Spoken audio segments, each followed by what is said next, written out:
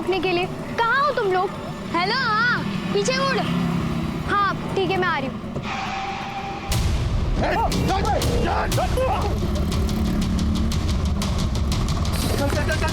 निकाल निकाल गाड़ी निकाल।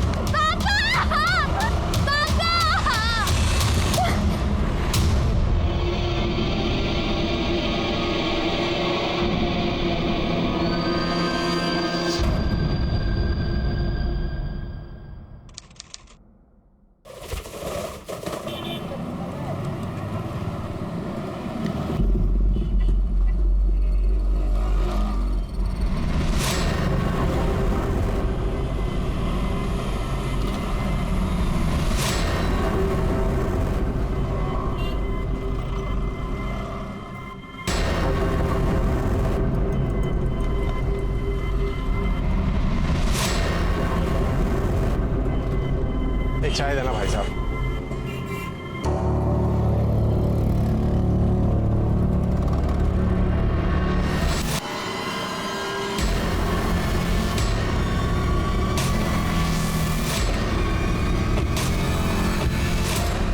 अरे रुकिए, रुकिए। करडे सर, ही फाईल साहेबांच्या टेबलावर ठेवा. हो सर. हेलो हेलो, मैं कदम बोलतोय. डीआईजी साहब की गाड़ी चोरी हो गई है. क्या सर? अभी अभी फोन आया कि डीआईजी साहब की गाड़ी चोरी हो गई है. क्या? सारे पुलिस स्टेशन को अलर्ट कर दो. Okay sir. डीआईजी की कार की चोरी से पूरा डिपार्टमेंट सकते में आ गया था, लेकिन पुलिस के आला अफसर की कार उठाने की जुर्रत आखिर किसने और क्यों की?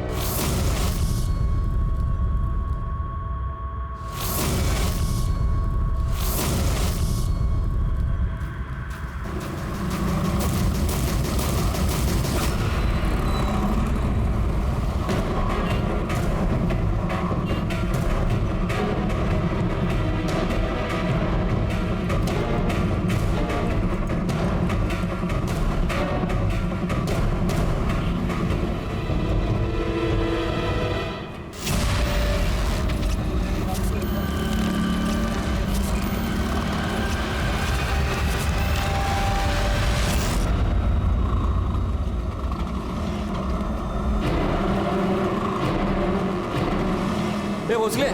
डीआयजी सरांची गाडी चोरी झाली.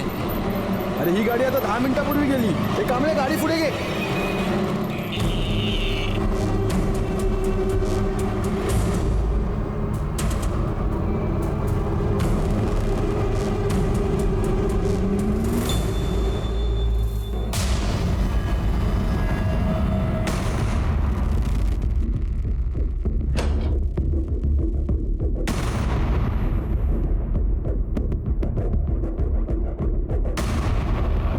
हाँ सर, डीआईजी साहब की गाड़ी का पता चल गया सर. सर मैंने आपको फ़ोन किया था, ये भी गाड़ी.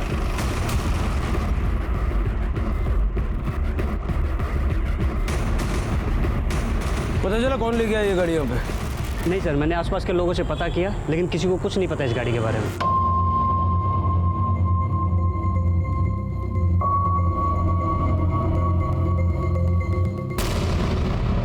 जादव.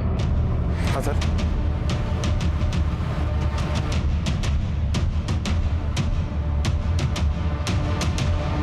ये रहा सर.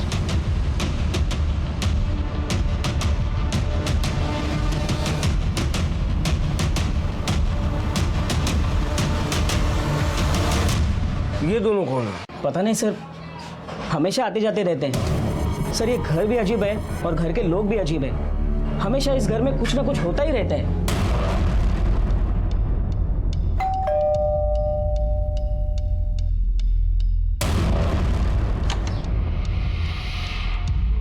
जी कहिए. ये गाड़ी कौन ले गया? जी वो कौन है? इधर आ चला. भागो रे भागो. सब रूम चेक करो. चल बाहर निकल.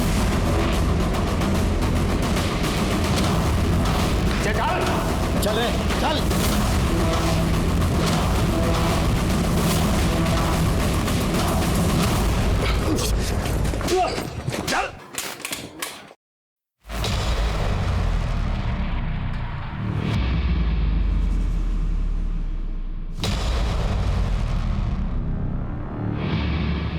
सर जिंदा है, लगता है बेहोश हो गई है। इसी गोली में इसे लाया होगा। लड़की को हॉस्पिटल भेजो। 24 घंटों के अंदर पुलिस ने डीआईजी की कार को ढूंढ निकाला और इस इन्वेस्टिगेशन के दौरान पुलिस के आगे एक नया केस आकर खड़ा हो गया। गलती हो गई साहब, माफ कर दो साहब। लड़की कौन है वो? साहब नया माल है। नया माल है? वो साहब अभी डिलीवरी हुआ था साहब। इस लड़की के लिए गाड़ी उठाई थी? हाँ साहब, वो सुलेमान भाई ने बोला था कि सरकारी गाड़ी से जाएंगे तो चेक नाके से बच के निकल जाएंगे। साहब हमको नहीं पता था कि वो गाड़ी डीआईजी का है। सुलेमान भाई कौन है? वो लड़कियां भेजता है। ये लड़की भी हमें सुलेमान भाई ने दी थी। कहाँ रहता है? मुलुंड में साहब। वो लड़की को पहुंचा के मैं गाड़ी निकाल के जा ही रहा था, उतने में आप लोग आ गए साहब। कहाँ से उठाया सुलेमान भाई ने इस लड़की को? साहब वो सब मेरे को नहीं पता है साहब। मेरे को लड़की दी और बोला 1 साल के लिए उसे संभाल, कुछ भी कर, लेकिन 1 साल के बाद उसको जिंदा चाहिए थी वो। 1 साल के लिए जिंदा चाहिए मतलब? साहब अल्लाह कसम बोल रहा हूँ, मेरे को कुछ नहीं पता है साहब। ये सुलेमान भाई का नंबर और एड्रेस लिखवा चल।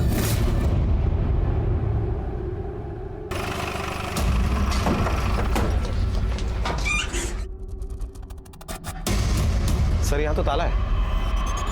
तोड़ दो ताला। सारे घर की तलाशी लो।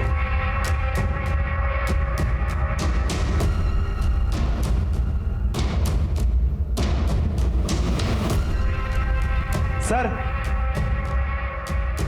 ये देखिए, ये एप्लीकेशन है और नाम लिखा है सुलेमान शेख।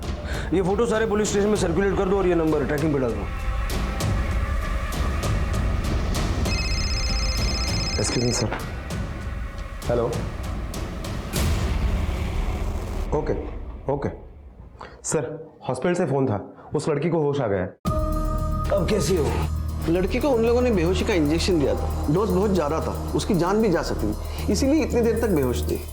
कोई सेक्सुअल असल्ट हुआ है? जी नहीं। ग्रेट। डीआईजी साहब की गाड़ी चोरी हुई तो एटलीस्ट हम समय पर उस लड़की तक पहुंच गए। मिल सकते हैं उससे? हाँ हाँ बिल्कुल। कैसी हो अब तुम? नाम क्या है बेटा तुम्हारा? कोयल। कहाँ से हो? कोल्हापुर। कोल्हापुर। तो तुम्हें बेचा किसने था? और किसने? मेरी आई ने। आर्यन उठ, बाबा को खाने के लिए बुला जल्दी से। बाबा बाबा बाबा बाबा, देखो मैं फिर से फर्स्ट आ गई।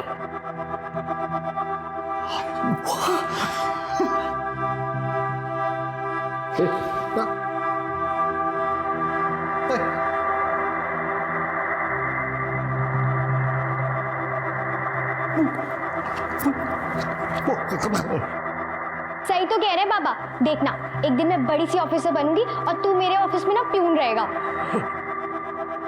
माँ देखो ना बाबा क्या कह रहे हैं। सही तो कह रहे हैं, दिन भर इस मोबाइल में पड़ा रहता है। हाँ चलो खाना खा लो। आहो या तू जल्दी से चेंज कर ले, फटाक से आजा। भाजी खा।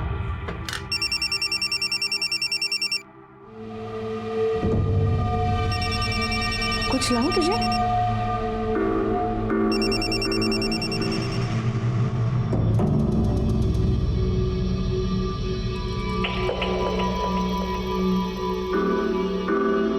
दाल में ना नमक कम है, मैं नमक लेके आती हूँ। तुम पागल हो गए हो क्या? अगर कोयल के पापा को पता चला तो मुझे जान से मार देंगे। फिलहाल तो तुम उतना ही करो जितना मैं कह रही हूँ। अब रखो फोन।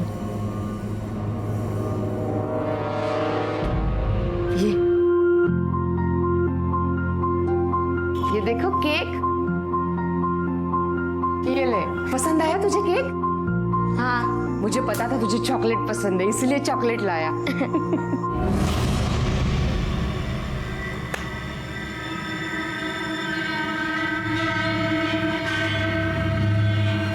आज नहीं।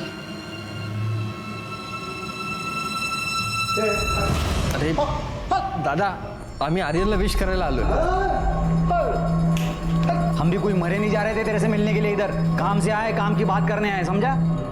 क्या तमाशा लगा रखा है तूने इधर? संतोष भाजी, एक मिनट, ये देख, बाबा ने जमीन के मरने से पहले 3 हिस्से किए थे, उसमें से सामने वाला जमीन का टुकड़ा तेरे को दे दिया, तो तू वहां से हमारा आना जाना बंद कर देगा क्या? मुझे मेरी जमीन पे 8 फीट का रास्ता मेरी गाड़ी वहां से ले जाने के लिए चाहिए, समझा क्या? हमारी भी करोड़ों की जमीन है, तेरे आ के चक्कर में हम उसको भूल नहीं सकते। ये संतोष भाजी कैसी बात करे अपने बड़े भाई से?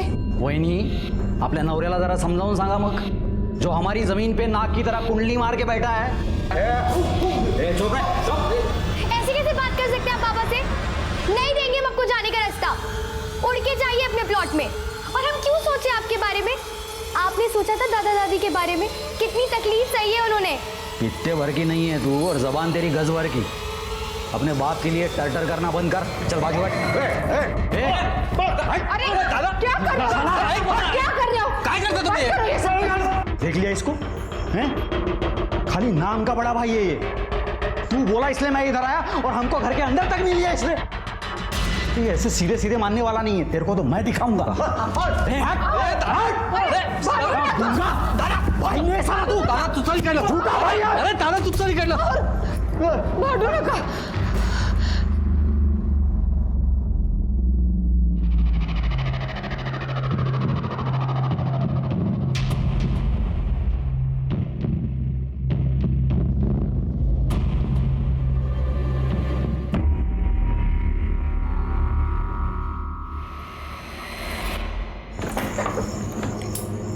तो सोई नहीं अब तक? भाई तू इतनी रात को कहाँ से आ रही है? मैं वो यही बाहर ही थी, तू जा सो जा, सो जा जाके, लेट हो गया है। मैं नहीं बुलाया था उन लोगों को, रिश्तेदार है हमारे, बुरे वक्त में अपने ही काम आते हैं। अहो ऐका तरी मी काय म्हणतीये, किती चिडचिड करता। देख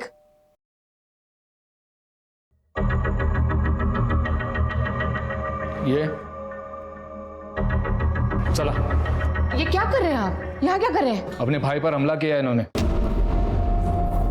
हाँ इंस्पेक्टर साहब, हाँ कल मैं इधर आया था रात में, हमारे बीच में थोड़ा पंगा हो गया था। उसके बाद ये मेरे घर आया, इसने मेरे घर पे पत्थर फेंके और मुझे चाकू दिखाकर इसने मारने की कोशिश की। क्या बकवास कर रहे हो तुम? हाँ नहीं इंस्पेक्टर, ऐसा कुछ नहीं किया इन्होंने। देखिए, आपको जो भी कहना है पुलिस स्टेशन में आके कहिए, फिलहाल हमारे काम में दखल अंदाजी मत करिए। इन्होंने कुछ नहीं किया, मैं बता रही हूँ आपको। चलिए चलिए, कुछ नहीं किया, कहीं नहीं किया।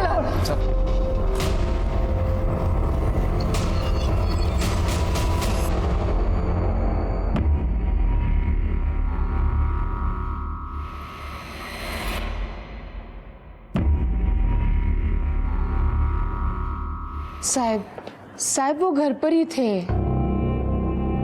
मैडम, आप उनकी धर्म पत्नी हैं, उनको बचाने की कोशिश तो करेंगी ना? मैं सच कह रही हूँ, खोटा नहीं बोले थे। देखिए मैडम, उसने अपने भाई को मारने की कोशिश की है, केस तो बड़ा बनेगा। पर बाबा है कहाँ?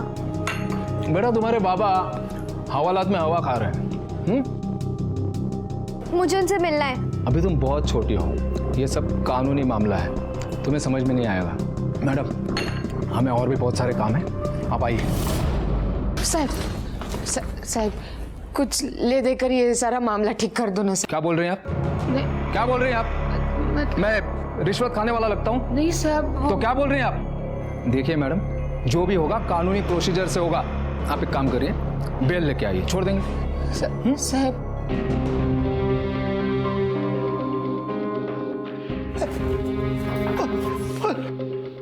बाबा,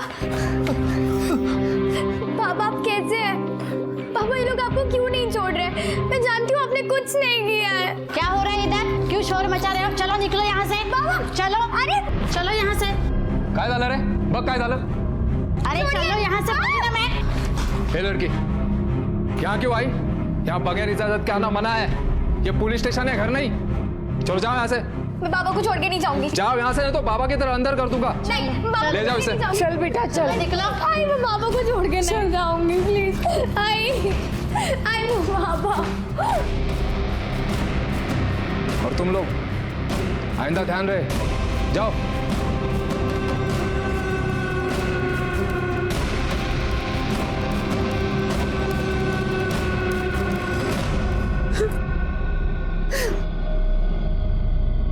नहीं थी तू? हाँ, मैं पहले से कम परेशान हूँ क्या जो तू और परेशान कर रही है?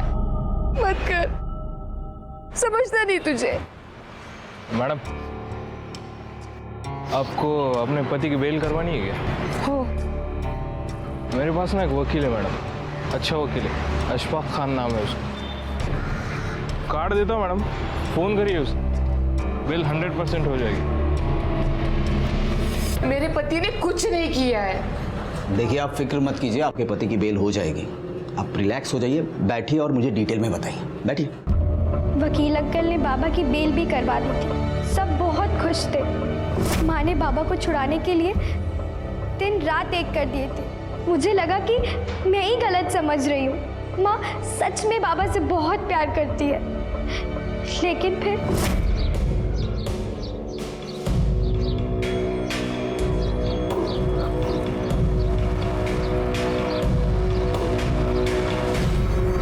बाबा को सब बताना चाहती थी, लेकिन घर में नहीं, कहीं और जब तक मैं बता पाती बहुत देर हो गई थी। मैंने बोला था ना तुम लोग को रुकने के लिए। कहाँ हो तुम लोग? तू कहाँ पे है? तेरे लिए भी जलेबी ला रहा हूँ।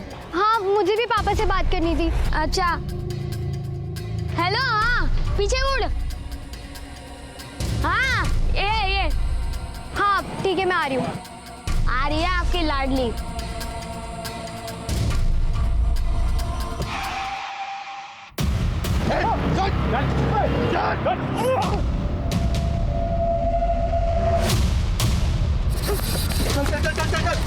निकाल निकाल गाड़ी निकाल। पापा! पापा! पापा! पापा! पापा! पापा! पापा! आई! क्या हुआ बेटा?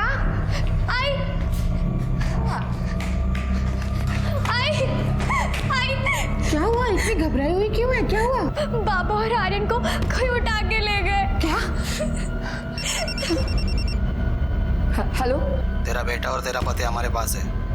क्या? जिंदा चाहिए ना तो 50 लाख रुपए तैयार रखना। हेलो, कौन बात कर रहा है? हेलो?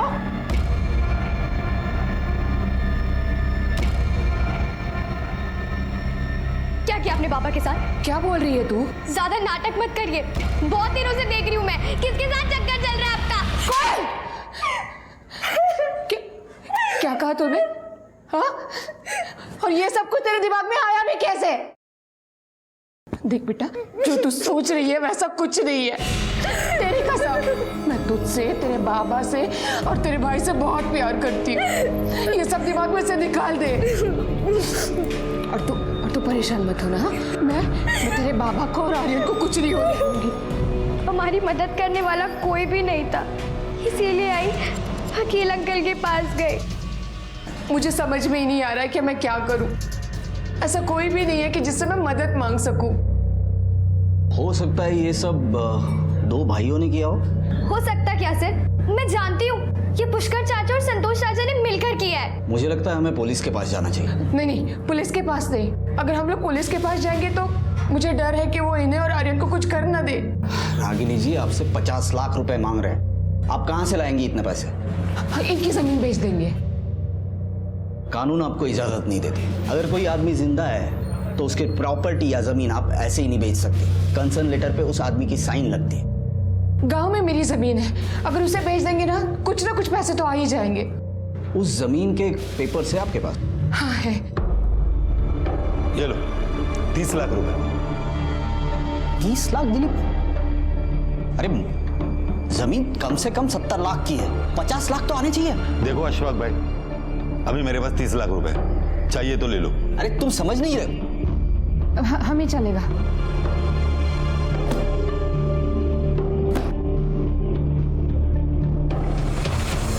ऐसे नहीं है मेरे पास, क्या करूं मैं? सिर्फ 30 का ही इंतजाम हुआ है।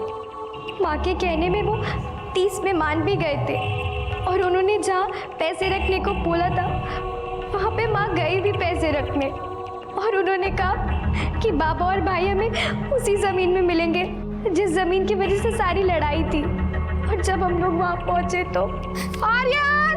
बाबा! आर्यन! हाँ, हाय! आर्यन! आर्यन! आर्यन! आर्यन! आर्यन! आर्यन! आर्यन उठ जाओ! आर्यन!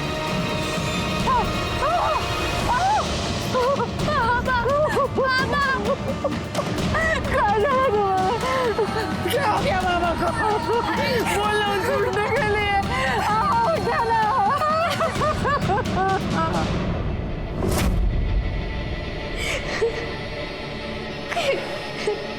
फिर क्या हुआ? फिर पुलिस आई। उन्होंने दोनों चाचा को अरेस्ट कर लिया। माँ ने बोला भी कि बाबा को उन्होंने ही मारा है, लेकिन उन्होंने दोनों चाचा को छोड़ दिया। सबूत कहाँ है हमारे पास उनको बंद रखने के लिए? छोड़ना तो पड़ेगा ही ना। 3 महीने बाद भी कुछ नहीं पता चला और फिर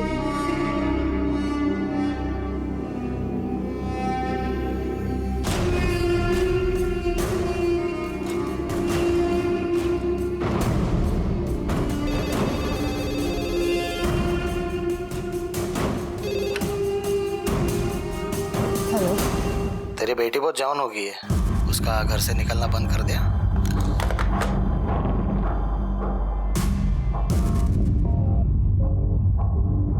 चाचा के आदमी मुझे आते जाते परेशान करते थे। उन्होंने तो जैसे मेरा जीना हराम कर रखा था। क्या हुआ? क्या चला? रुक मैं देखती हूँ।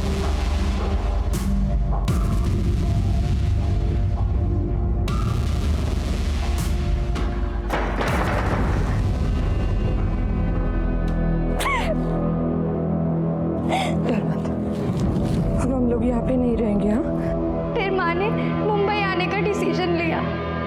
फिर आई मुझे मुंबई ले आई और मुंबई आने के बाद तो मेरा शक यकीन में बदल गया।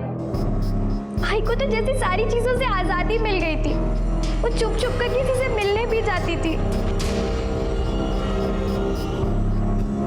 बाबा को गुजरे सिर्फ 6 महीने ही हुए थे, लेकिन आई के लिए तो वो जैसे कभी थे ही नहीं। मुझे उस घर में घुटन हो रही थी और बर्दाश्त नहीं कर सकती थी मैं। और फिर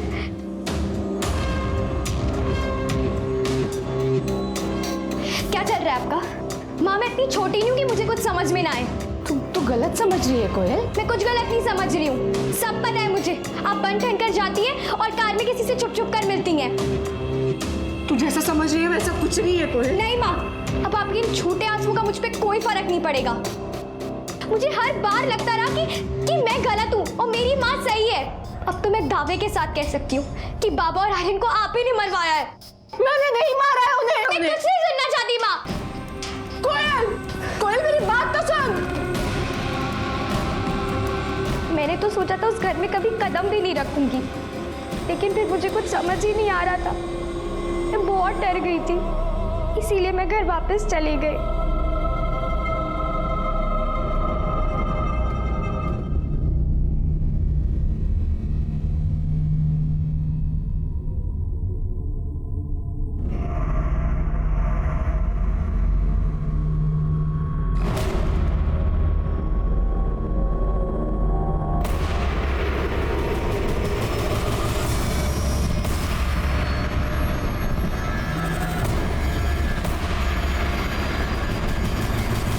फिर मुझे सीधा हॉस्पिटल में होश आया।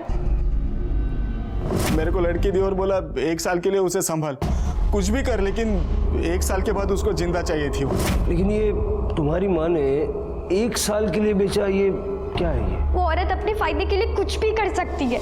पापा तो बोल भी नहीं सकते थे, तब भी उनसे शादी कर ली क्योंकि बाबा के पास प्रॉपर्टी थी। वो औरत पैसे के लिए कुछ भी कर सकती है, इसीलिए मुझे भी बेच दिया।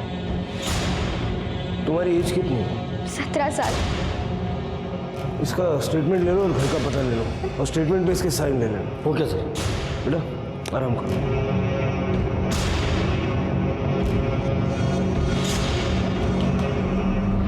अरे निकम, सुलेमान का कुछ पता चला? नहीं सर, जब से अकरम पकड़ा गया सुलेमान का फोन बंद आ रहा है और सुलेमान ने सिम भी फर्जी नाम से लिया था सर। सर क्या कोई औरत इतना गिर सकती है कि अपने बेटे और पति को मारने के बाद अपनी ही बेटी को धंधे पर लगा दे? जादव, अपने मतलब के लिए इंसान कुछ भी कर सकता है। सर मुझे 1 साल वाली बात समझ में नहीं आ रही है। लड़की 17 की है जादव। हो सकता है कि उसकी माँ उसके 18 के होने का इंतजार कर रही हो। क्यों सर, ऐसा क्या होने वाला था 18 साल में? अब इसका जवाब या तो रागिनी दे सकती है या सुलेमान। सुलेमान का जल्द से जल्द मिलना बहुत जरूरी है, और इससे पहले कि रागिनी अंडरग्राउंड हो जाए उसको उठा ले।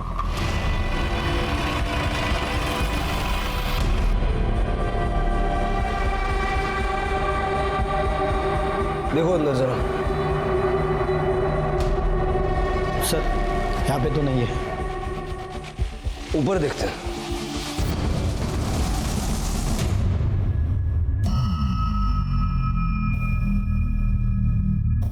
सर लगता है यही रागिनी है। ये देखिए। गले को रस्सी से दबाया गया है, निशान पड़ गया है। जादव, कोयल से बॉडी की शिनाख्त करवाओ और बॉडी को पोस्टमार्टम के लिए भेजो और फॉरेंसिक को इन्फॉर्म कर दो। Okay sir.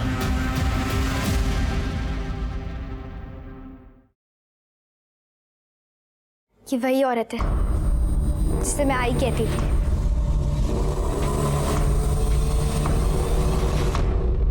Sir, Suleman human trafficking में शामिल था। उसके खिलाफ बहुत से चार्जेस हैं पुलिस रिकॉर्ड में, ये देखिए सर। और सर मुझे लगता है कि सुलेमान ने ही रागिनी को मारा है, क्योंकि माँ बेटी यहाँ अकेली रह रही थी और सुलेमान की नजर उन पर पड़ी हो, उसने माँ को मारकर बेटी को उठाकर बेच दिया।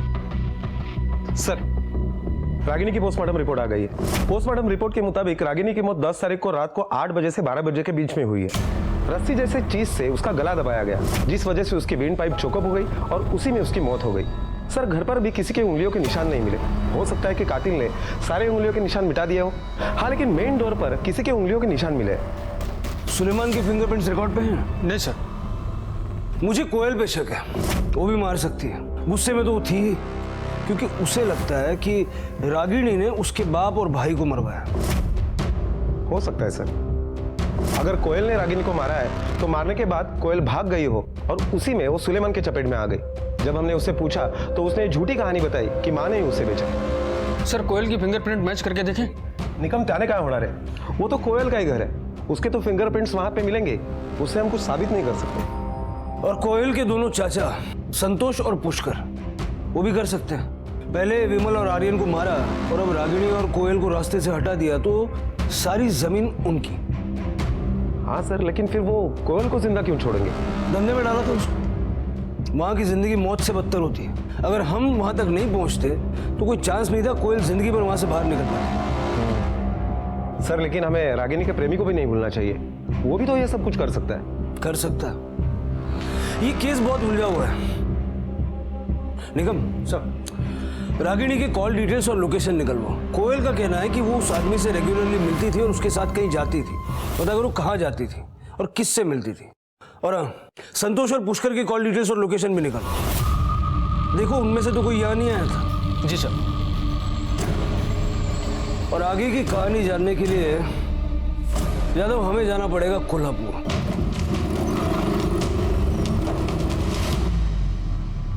लेकिन सर मैं क्या करता, जब विमल और उसके बेटे को अगवा किया गया तो किसी ने पुलिस कंप्लेंट की नहीं थी। बाद में जब उनकी डेड बॉडीज मिली तो बताया गया कि दोनों चाचा ने किया है। हमने उनको अरेस्ट किया, पूछताछ की, लेकिन कुछ पता नहीं चला। अब सबूत ना होने के कारण हमें उन्हें छोड़ना पड़ा। पाटिल साहब, खून हुआ है तो खून ही तो होगा। हाँ, पर वैसा कुछ पता नहीं चला। पता चला नहीं, आपने पता करने की कोशिश नहीं की। माँ बेटी दोनों कोल्हापुर छोड़ के चले गए, आपका काम खत्म। ये केस अब हम टेक ओवर कर रहे हैं। या ना दे, लेटर दे। जादव, इनसे दोनों भाइयों की फिंगरप्रिंट्स की फाइल लेकर रागिनी के घर में मिले फिंगरप्रिंट्स से मिला के देखो। तब तक दोनों भाइयों से बातचीत करते हैं। Okay sir.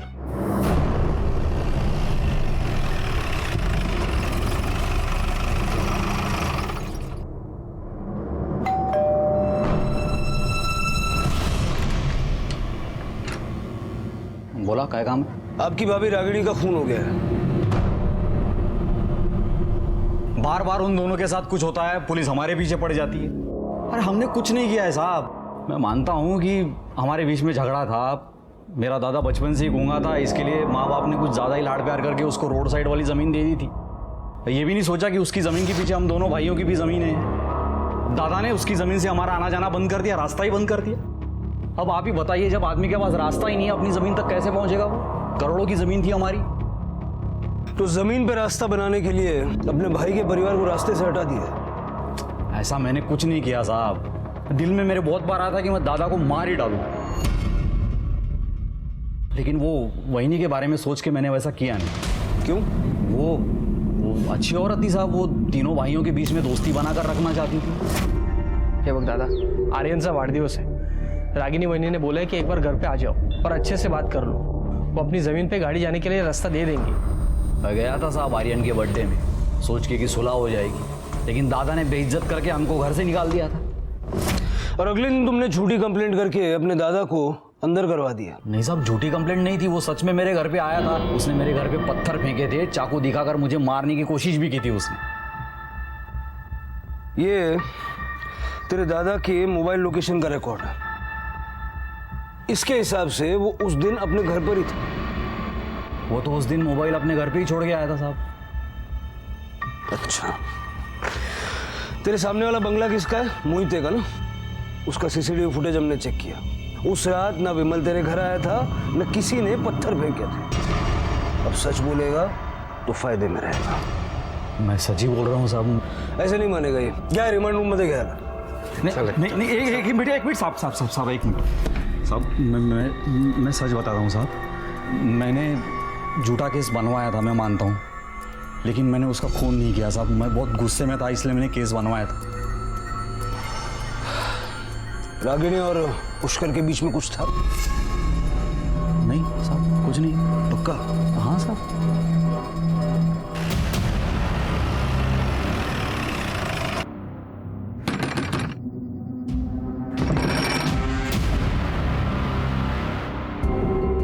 पुष्कर देशमुख कुठे आहेत? ते साताराला गेलेत कामासाठी। सातारा में कहाँ गए? जी वो सब तो मुझे नहीं पता।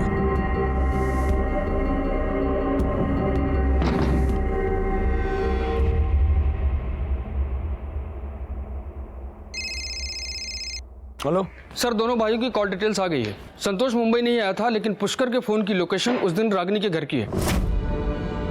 सर, एक बार शाम को 7:30 बजे के लगभग और रात को 11 बजे के करीब। उसके बाद से पुष्कर का फोन बंद है सर।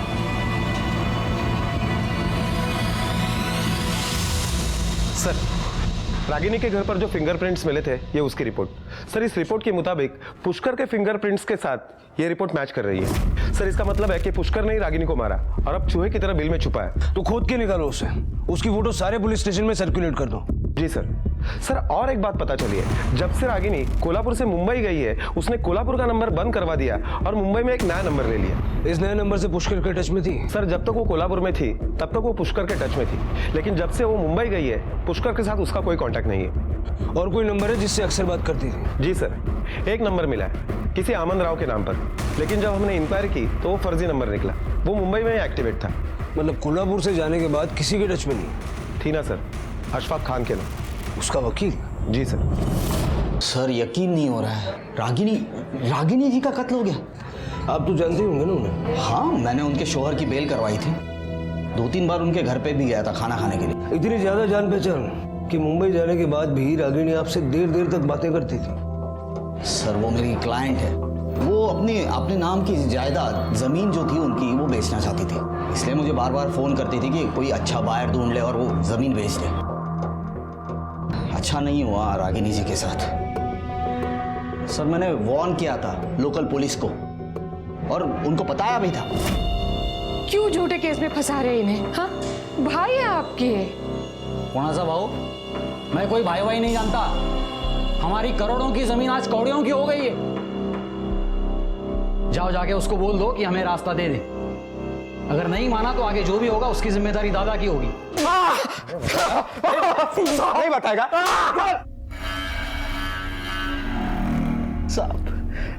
साहब, मैंने कुछ नहीं किया साहब।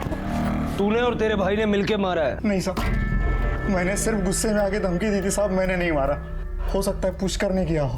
साहब, आपने पूछा था ना मेरे से, आपने पूछा था ना, पुष्कर वहीनी को पसंद करता था साहब, और उनसे मिलने के, उनसे बात करने के बहाने ढूंढता था हमेशा। दोनों के बीच कुछ था? हो सकता है साहब। 1 साल बाद क्या होने वाला था?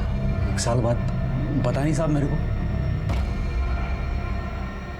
सर मुझे तो लग रहा है कि ये संतोष झूठ बोल रहा है। उसी ने रागिनी को मारा होगा। इसे शक हो गया कि रागिनी और पुष्कर के बीच में कुछ चक्कर चल रहा है और इसीलिए उसने रागिनी को मार दिया और अब सारा इल्जाम पुष्कर के ऊपर डाल रहा है। ये भी हो सकता है कि वो फर्जी नंबर पुष्कर का ही हो, जिससे रागिनी मुंबई में बात किया करती थी। और उस दिन जब कोयल ने किसी आदमी को अपने घर से निकलते हुए देखा, हो सकता है वो पुष्कर ही हो, क्योंकि पुष्कर उस शाम को रागिनी के घर गया था और उस रात को पुष्कर फिर से वहां गया था। हो सकता है कि रागिनी ने पुष्कर से कहा हो कि कोयल को शक हो गया है। पुष्कर और रागिनी का झगड़ा हुआ, पुष्कर ने रागिनी को मार दिया और कोयल को सुलेमान के हाथों बेच दिया, या फिर कोयल ने रागिनी को मारा और सुलेमान के चंगुल में फंस गई। हाँ सर, ये सारी कड़ियां सुलेमान से जुड़ रही है। एक बार फिर से सबके कॉल रिकॉर्ड चेक करो। Okay sir. पुलिस खबरियों के जरिए सुलेमान को ट्रेस कर रही थी और दूसरी तरफ पुष्कर की तलाश में पुलिस ने पुष्कर की पत्नी की कॉल रिकॉर्ड्स को ट्रेस करना शुरू किया। सर, पुष्कर के बीबी के मोबाइल रिकॉर्ड्स। सर, ये रिकॉर्ड के मुताबिक पुष्कर के बीबी के मोबाइल पर कोल्हापुर के अलग अलग एरिया से कई बार फोन आया करता है। हो सकता है ये कॉल्स पुष्कर ही कर रहा हो। कोल्हापुर के सारे होटल चेक करो, कहीं छुप के बैठा हो।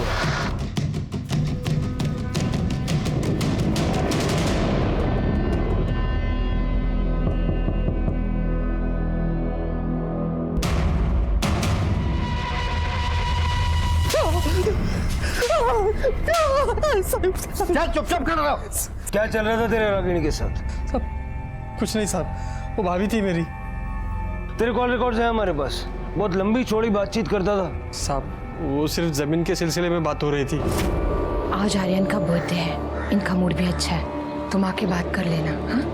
वही नहीं, सच बोलूं तो मुझे बहुत बुरा लगता है। आप चोरों की तरह मुझे फ़ोन करती है, मुझसे मिलने आती है। साहब, विमल दादा कुछ सुनने को तैयार ही नहीं थे और संतोष भाव का गुस्सा भी बहुत खराब है। आर्यन के बर्थडे वाली रात झगड़े के बाद रागिनी से मिलने गया था तू? हाँ सर।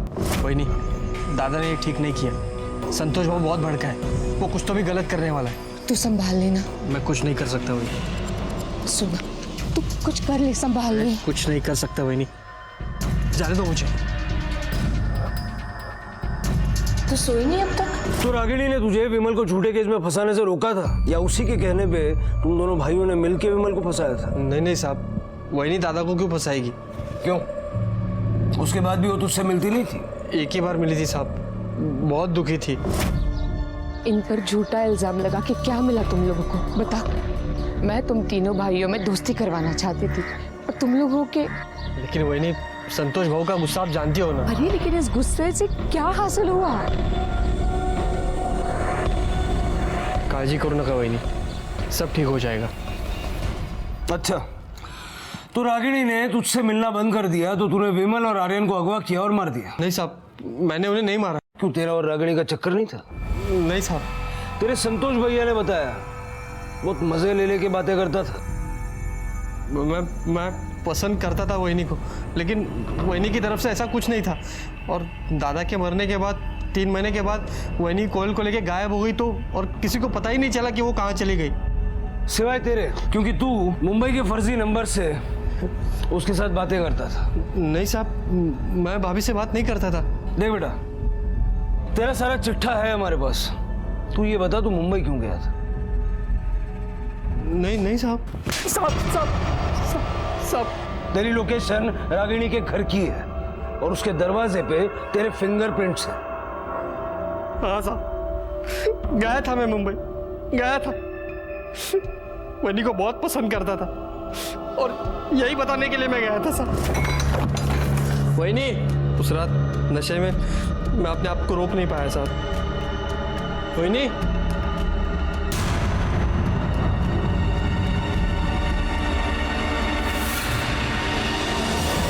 मैंने उन्हें नहीं मारा साहब। अगर तूने नहीं मारा तो छुप के क्यों बैठा था? मैं बहुत डर गया था साहब। मुझे लगा कि मेरे मोबाइल की लोकेशन वहाँ की पुलिस को मिल जाएगी और मेरे फिंगरप्रिंट्स भी वहाँ थे ना। अपने आप को बहुत शाना समझता है तू, हाँ? इतनी देर से क्यों घुमा रहा था? सच तो ये है कि तेरा रागिनी के साथ लफड़ा था और इसी लफड़े में तूने उसे मार दिया। नहीं साहब, मेरा वैनी के साथ कोई लफड़ा नहीं था। अगर होता तो मुझे पता चल जाता कि वो मुंबई में है। मुझे तो टिकट वाले ने बताया कि वो मुंबई में। जी साहब, पुष्कर आया था और मुझसे पूछ रहा था कि रागिनी कहाँ गई है, तो मैंने बता दिया कि वो मुझसे मुंबई का टिकट लेकर चली गई है। सर, सुलेमान नेपाल में पकड़ा गया है। सुलेमान को नेपाल से मुंबई लाया गया।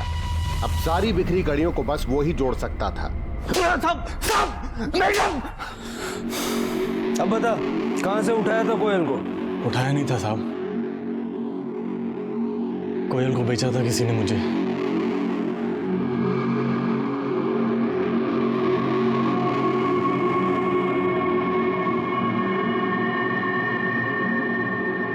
किसने?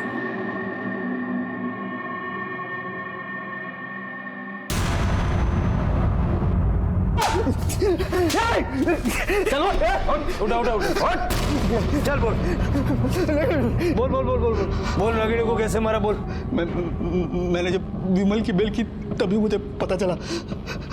रागिनी को दुनियादारी के बारे में कुछ नहीं मालूम। अगर उसके पति का उससे सहारा छुड़ा दूं तो वो सहारा ढूंढते मेरे पास। वो अभी ऐसे ही सर, मेरे आदमी लोगों को बता के मैंने माँ बेटी को दिन रात परेशान किया। रागिनी सबसे डर गई और मजबूरी में उसने मुझे सब कुछ बता दिया। मुझे तो समझ में ही नहीं आ रहा है अपनी जवान बेटी को कैसे संभालूं, इस दुनिया से कैसे बचाऊं। रागिनी जी, अपने आप को संभालिए। मैं हूं ना आपके साथ, हर कदम पे आपके साथ हूं। मारा कैसे वो बोल। सर मैंने रागिनी के साथ प्यार का नाटक किया। रागिनी को पति नहीं चाहिए था, उसके बेटी के लिए बाप चाहिए था। ऐसा बाप जो उसके बेटी को दुनिया से प्रोटेक्ट करे। मैंने रागिनी के दिल में संतोष और पुष्कर के लिए डर बिठा दिया। फिर मैंने उसे कहा कि पावर ऑफ अटर्नी मेरे नाम करे और वो मुंबई चली जाए और मैं जमीन बेच के मुंबई आ जाऊंगा उससे शादी करने के लिए। सब कुछ प्लान के मुताबिक ही हो रहा था, पर उस कोयल के चक्कर में सब गलत हो गया। अरे रागिनी, वो जो पेपर्स है ना आपने दिए हुए, वो तुम रो क्यों रही हो? क्या हुआ क्या तुम्हें? आपने मेरे लिए और मेरी बेटी के लिए बहुत कुछ किया है, मगर ये रिश्ता अब मैं और नहीं निभा पाऊंगी। क्या बोल रही हो तुम? मैं तुमसे प्यार करता हूँ और तुम भी मुझसे प्यार करती हो। बहुत इज्जत करती हूँ आपकी, मगर प्यार अपनी बेटी से करती हूँ। और जब वही खुश नहीं है इस रिश्ते से, तो हमें अलग होना ही होगा। अशफाक, आप यहाँ से चले जाइए। अपनी बेटी की खुशी से बढ़कर मेरे लिए और कुछ नहीं है, और हो सके तो मुझे माफ कर देना।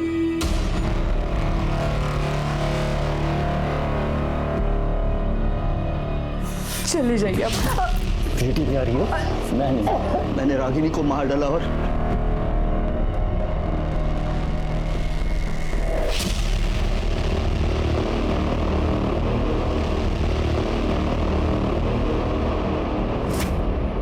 तूने कोयल को सुलेमान के हाथों 1 साल के लिए बेचा, क्यों? क्या करता साहब?